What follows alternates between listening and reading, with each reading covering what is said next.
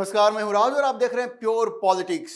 तो प्रधानमंत्री नरेंद्र मोदी ने यह फैसला कर लिया है कि राहुल गांधी जिस तरह से हंसा करते थे कि इस लोकसभा में 2024 में जो चुनाव हुए उस लोकसभा में जिस तरह का परिणाम आया है, तो नरेंद्र मोदी बिल्कुल बेचारे रहेंगे, कोई बड़े फैसले नहीं ले पाएंगे क्योंकि उनके पास अपनी मेजॉरिटी नहीं है। 240 सीटों पे वो सिमट गए। और अभी एक दो जो वाकया हुआ, सरकार के जो बिल थे वो लोकसभा में पास नहीं हो पाए। आपने देखा होगा जो डिलिमिटेशन का बिल था, जिसके साथ विमेन रिजर्वेशन बिल भी था, ये सारे बिल जो गिरे, तो उससे नरेंद्र मोदी ने सबक लिया। और सबक क्या लिया कि भाई वक्त आ गया है कि लोकसभा में 2/3 बहुमत हासिल किया जाए। यह प्रक्रिया वैसे बहुत लंबे समय से चल रही है, लेकिन यह जो बिल गिरा लोकसभा में, उसके बाद ऐसा लगता है कि प्रधानमंत्री मोदी और अमित शाह ने यह फैसला कर लिया कि अब इनको सबक सिखाना बहुत जरूरी है। और खबर यह है कि एनडीए धीरे धीरे अपने मिशन 360, मिशन 360 को पूरा करने की तरफ बिल्कुल अग्रसर है।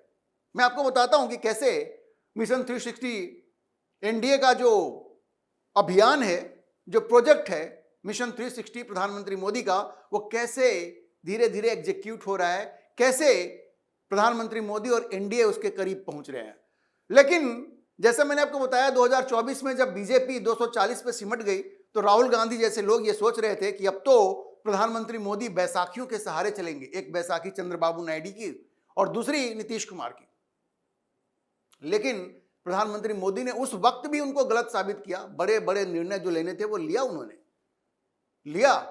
यहां तक कि विपक्ष के लोग ये कहने लगे कि भाई हम तो उम्मीद कर रहे थे कि ये सरकार बैसाखियों पे चलेगी, लेकिन ये बिल्कुल टशन में ये सरकार जैसे पहले चलते थे नरेंद्र मोदी, वैसे ही अब भी चल रहे हैं और सरकार भी वैसे ही चला रहे हैं। ये पी चिदम्बरम ने भी कहा था।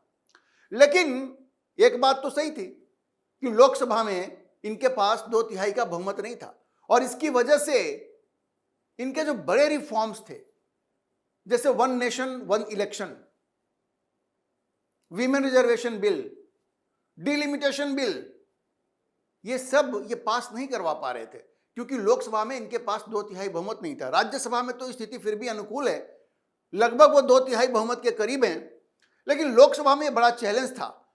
उसके बाद जो रणनीति बनाई प्रधानमंत्री मोदी ने और गृह मंत्री अमित शाह ने, अब आपको उसका परिणाम देखने को मिल रहा है। अभी मैं आपको बताता हूं कि कैसे प्रधानमंत्री मोदी बिल्कुल लोकसभा में 360 के करीब पहुंच रहे हैं।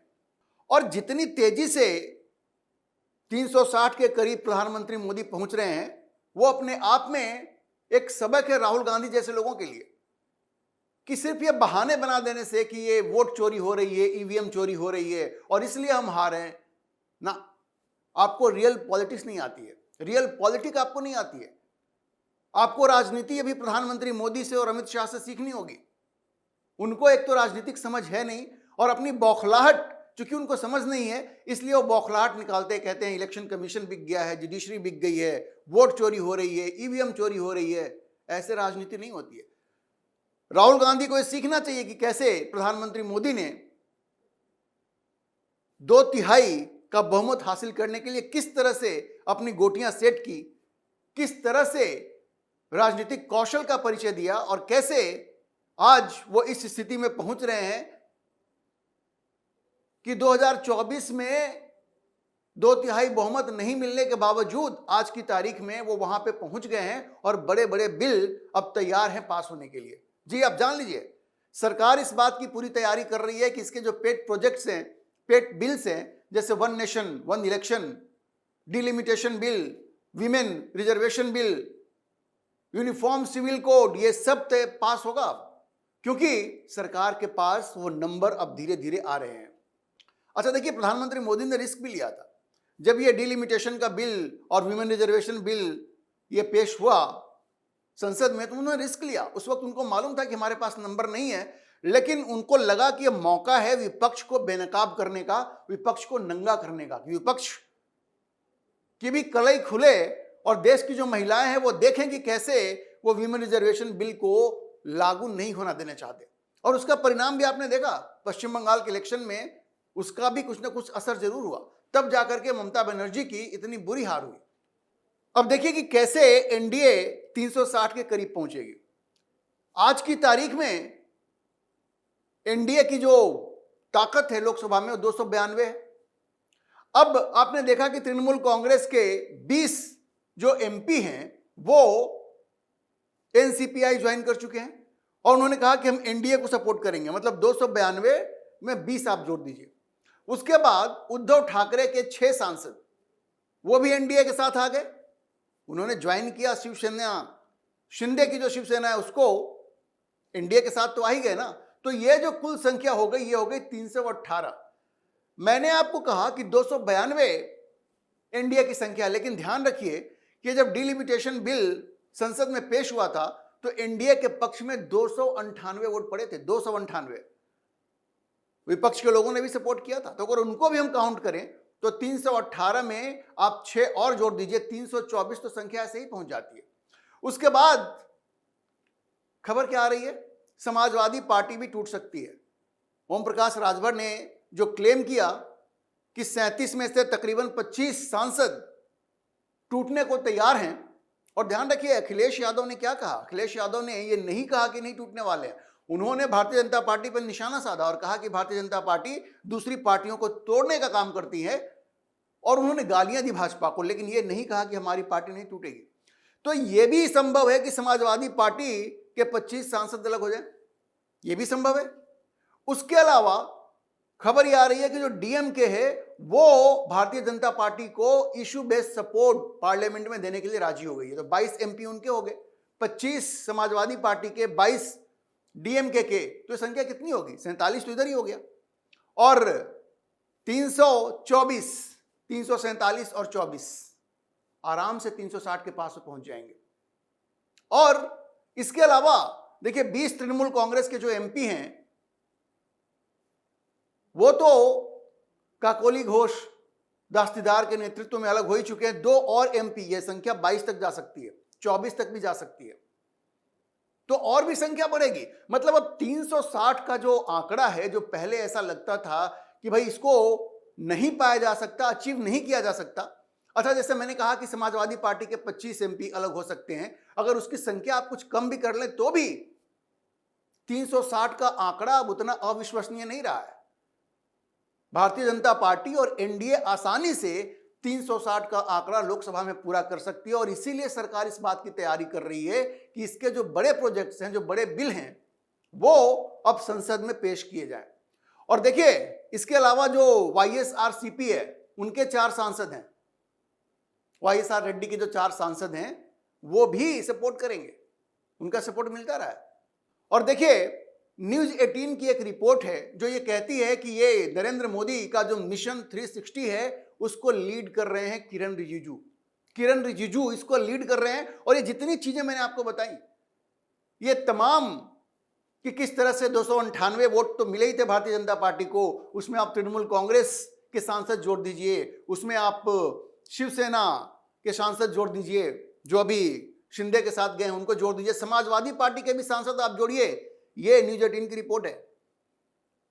तो ये हवा में बात नहीं हो रही है, समाजवादी पार्टी के सांसदों पे भी एनडीए की नजर है और उनके साथ भी ये लोग टच में हैं, तो कुछ भी हो सकता है। और डीएमके के जो 22 सांसद हैं वो भी उनके टच में हैं। तो आप ये मत समझिए कि जो बात मैं आपको बता रहा हूं वो कोई हवा में बात हो रही है, इस पे सीरियसली एनडीए काम कर रही है, और इस पूरे प्रोजेक्ट का नेतृत्व, इस पूरे प्लान का नेतृत्व किरण रिजिजू कर रहे हैं जो पार्लियामेंट्री अफेयर्स मिनिस्टर हैं। तो एनडीए बहुत गंभीरता से इस पर विचार कर रही है कि किस तरह से लोकसभा में 360 के आंकड़े को छुआ जाए, और वो बिल्कुल उसके करीब पहुंच गए हैं। अच्छा देखिए ये तो बात हो गई लोकसभा की। अलग अलग राज्यों में भी भारतीय जनता पार्टी ये कोशिश कर रही है कि ज्यादा से ज्यादा ये जो विपक्षी पार्टियां हैं इनको चोट पहुंचाया जाए, क्योंकि विपक्षी पार्टियों में एक हताशा है। भारतीय जनता पार्टी को सिर्फ इशारा करने की जरूरत है। अभी आपने देखा तृणमूल कांग्रेस कैसे टूट गई, अभी आपने देखा शिवसेना कैसे टूट गई, और शिवसेना के बारे में तो खबर यह भी है कि उसके विधायक भी टूटने वाले हैं जी। उसके 20 में से 15-16 विधायक टूटने को तैयार हैं, और उसके जो पार्षद हैं वहां 6, उसमें से भी 4 टूटने को तैयार हैं, और जो उनके कॉरपोरेटर हैं उनमें से भी तकरीबन 35 टूटने को तैयार हैं। तो शिवसेना तो बिल्कुल बर्बाद हो रही है। तो जो हाल तृणमूल कांग्रेस का हुआ, जो हाल उद्धव सेना का हुआ, वही हाल ओडिशा में बीजू जनता दल का होने जा रहा है, ऐसा लग रहा है। वहां भी उनके जो विधायक हैं वो टूटने के लिए तैयार है, ऐसी खबर आ रही है।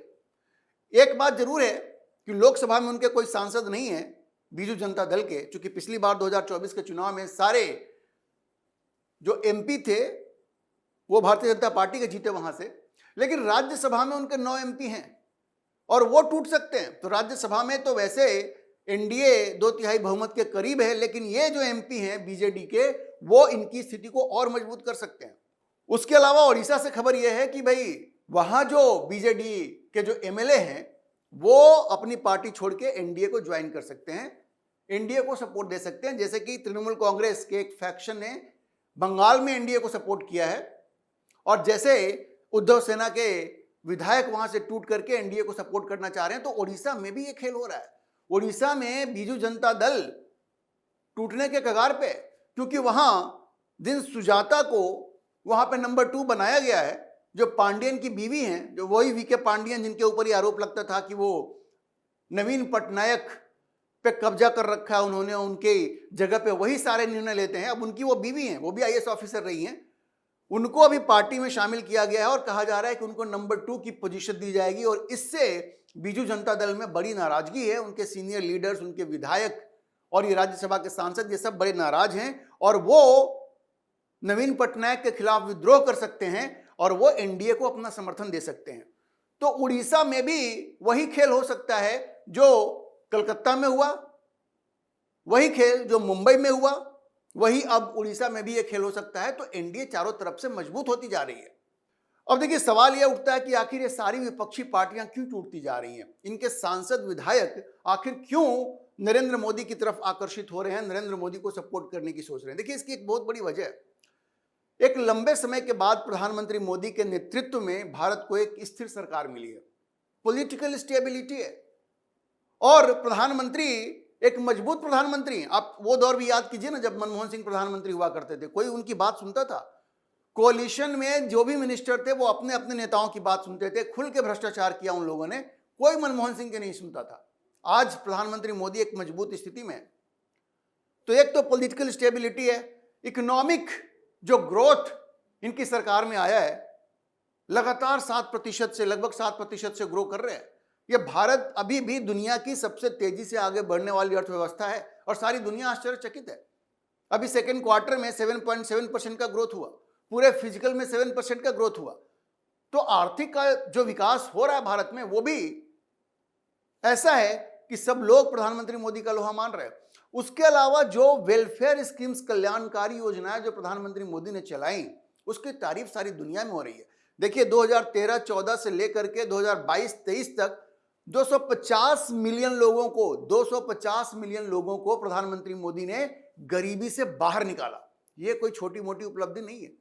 तो सोचिए कि लोगों के जीवन स्तर को ऊपर बढ़ाने में प्रधानमंत्री मोदी का क्या योगदान रहा है, और इस बात को देश की जनता भी मानती है और विपक्षी पार्टियां भी मानती हैं, और विपक्षी पार्टियों में जो सांसद हैं, विधायक हैं, पार्षद हैं, वो भी इसको मानते हैं। और ये वजह है कि प्रधानमंत्री मोदी की तरफ खींच रहे हैं और अपनी अपनी पार्टी को छोड़ करके एनडीए को सपोर्ट करने का सोच रहे हैं। बहुत लोगों ने तो पार्टी छोड़ दी है, बहुत लोग सोच रहे हैं। उसके अलावा देखिए प्रधानमंत्री मोदी की एक छवि बनी है कि ये जो कहते हैं वो करते हैं। देखिए प्रधानमंत्री मोदी का वादा था कि राम मंदिर बनाएंगे, राम मंदिर बना, धारा 370 हटाएंगे, धारा 370 हटा। उन्होंने ये भी कहा था कि यूनिफॉर्म सिविल कोड हम लाएंगे, तो देखिए वो भी वर्क इन प्रोग्रेस है, अलग अलग राज्यों में तो लागू हो ही रहा है। और खबर ये भी है कि पार्लियामेंट में भी ये यूनिफॉर्म सिविल कोड आ सकता है, क्योंकि सरकार के पास, जैसा मैंने कहा, वो 2/3 बहुमत के आंकड़े के पास वो पहुंचने वाले हैं। और सबसे बड़ी चीज ये है कि प्रधानमंत्री मोदी ने भारत में हिंदू पुनर्जागरण को इंट्रोड्यूस किया है, हिंदू पुनर्जागरण को लीड किया है। अपने ही देश में हिंदुओं की स्थिति दोयम दर्जे के नागरिक की तरह थी। सेकुलरिज्म के नाम पे सिर्फ ये हुआ कि हिंदुओं का अपमान किया गया और मुस्लिम परस्त नीतियां चलाई गई, मुस्लिमों का तुष्टीकरण किया गया। प्रधानमंत्री मोदी ने इसको बदला। वो अपने धर्म को खुल करके कहते हैं ना कि वो अपने बाह पे पहनते हैं, दिखाते हैं कि हम हैं हिंदू, हमको कोई शर्म नहीं है। पहले का कोई प्रधानमंत्री ऐसा नहीं करता था। तो जो हिंदू पुनर्जागरण का वक्त आया है, देखिए पश्चिम बंगाल में जिस तरह से हिंदू जगे हैं, वही वजह थी कि ममता बनर्जी की ये जो 15 साल की जो सरकार थी उसको धूल चटाया भारतीय जनता पार्टी ने। और आज वहां जो शुभेंदु अधिकारी मुख्यमंत्री और पूरी तरह से एक हिंदुत्वनिष्ठ मुख्यमंत्री की तरह काम कर रहे हैं। तो हिंदू पुनर्जागरण का जिस तरह से प्रधानमंत्री मोदी ने नेतृत्व किया, उसका भी एक पॉजिटिव इंपैक्ट गया है पूरे देश में। और कहते हैं ना, पश्चिम बंगाल में जो विपक्ष की हार हुई है, कहते हैं last nail in the coffin. उसके बाद तो सारी विपक्षी पार्टियों ने अपना जो भी उत्साह था कि हम कभी तो हराएंगे नरेंद्र मोदी को, सब खत्म हो गया। ये सब डिसहार्टेंड हो गए, ये सब फ्रस्ट्रेट हो गए, हताश हो गए। अब उनके पास कोई रियल इशू नहीं बचा है, कोई विश्वास नहीं बचा है। और इसलिए अब वो इतने निराश हो गए कि कॉकरोच पार्टी जैसी जो पार्टियां हैं, ये अमेरिका में अभिजीत दीप के बैठा हुआ है, उसको बुला करके ये कह रहे हैं कि यहाँ पे हम लोगों को सड़कों पे ले आएंगे, युवाओं को, और नरेंद्र मोदी को हम अपदस्थ करेंगे, डिथ्रोन करेंगे।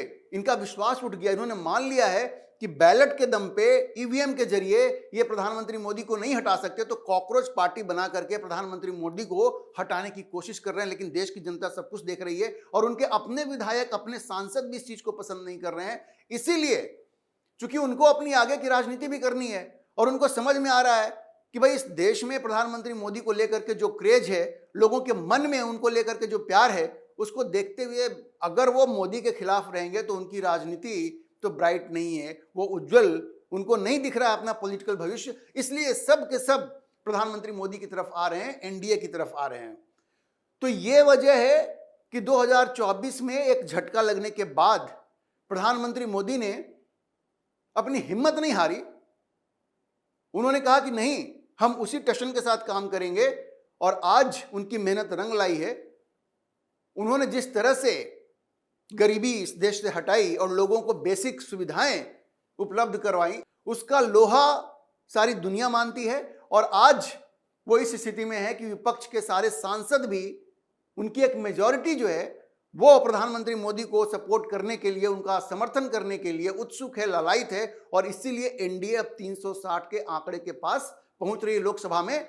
आप बस इंतजार कीजिए, बहुत जल्द आप देखेंगे कि भारतीय जनता पार्टी अपने सारे बड़े बिल लोकसभा में लाएगी और उसको पास करवाएगी। चाहे वन नेशन वन इलेक्शन हो, या फिर डिलिमिटेशन बिल हो, विमेन रिजर्वेशन बिल हो, यूनिफॉर्म सिविल कोड हो, सब के सब अभी लोकसभा में और राज्यसभा में आएंगे और ये पास भी होंगे, क्योंकि अब सरकार के पास वो नंबर आ चुके हैं। अभी के लिए इतना ही। हम इस खबर पर नजर बनाए रखेंगे और आपको अपडेट करते रहेंगे। इस विषय पर आप क्या सोचते हैं, अपनी राय कमेंट बॉक्स में जरूर लिखें। और अगर आपको ये वीडियो पसंद आया हो तो आप इसे लाइक करें, शेयर करें और हमारे चैनल को सब्सक्राइब जरूर करें।